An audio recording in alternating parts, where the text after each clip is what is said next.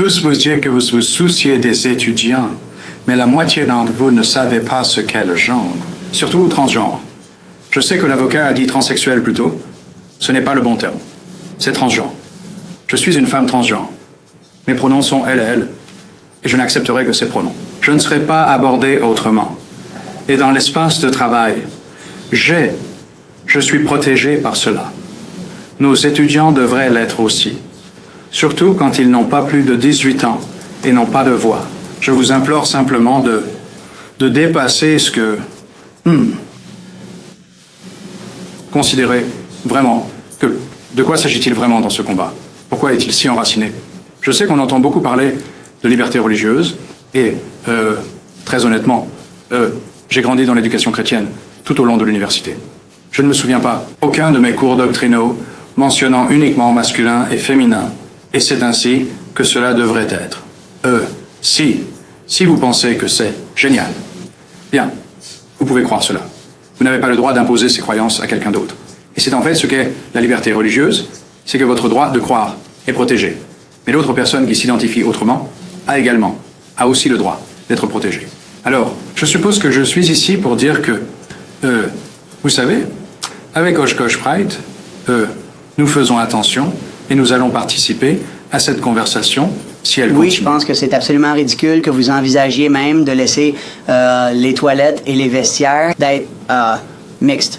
Je me fiche de comment ils s'identifient ou de n'importe quelle illusion dans laquelle vivent les gens, quelle que soit la maladie mentale qu'ils ont.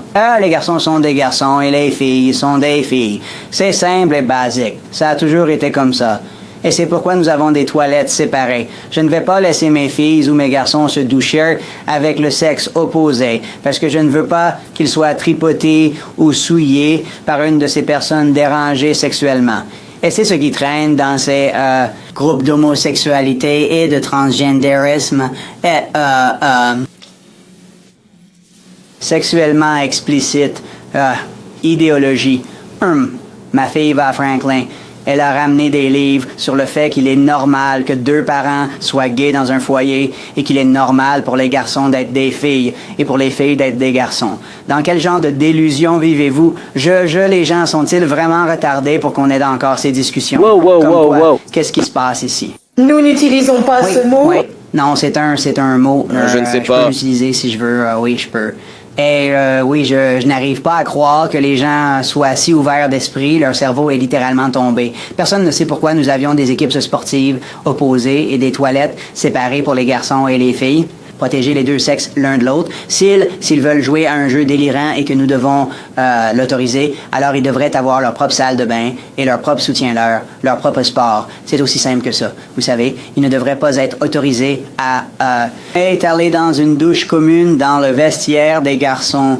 Je ne veux pas que l'une de ces succubes vienne là-bas gâcher mes jeunes messieurs. Tu sais? D'accord. Nous franchissons la limite. C'est un mot. Je peux l'utiliser si je veux. Ouais, je peux. Non, ouais. non. Passe ici. D'accord, Non. ou quoi? Ouais. Donc, dans tous les cas, je pense que vous devez tous avoir une sorte de maladie mentale pour même envisager ce genre de choses. D'accord, monsieur. Tu sais? Je ne comprends pas ce qui se passe avec vous pour que vous envisagiez cela. Vous devez dire non, absolument pas, et revenir à la réalité. Mec, vous devez embrasser Dieu. Tu sais? Tout ce genre de discours, mec. Rien que le nom du drapeau, mec, est contre D'accord. Dieu. Merci, monsieur. D'accord?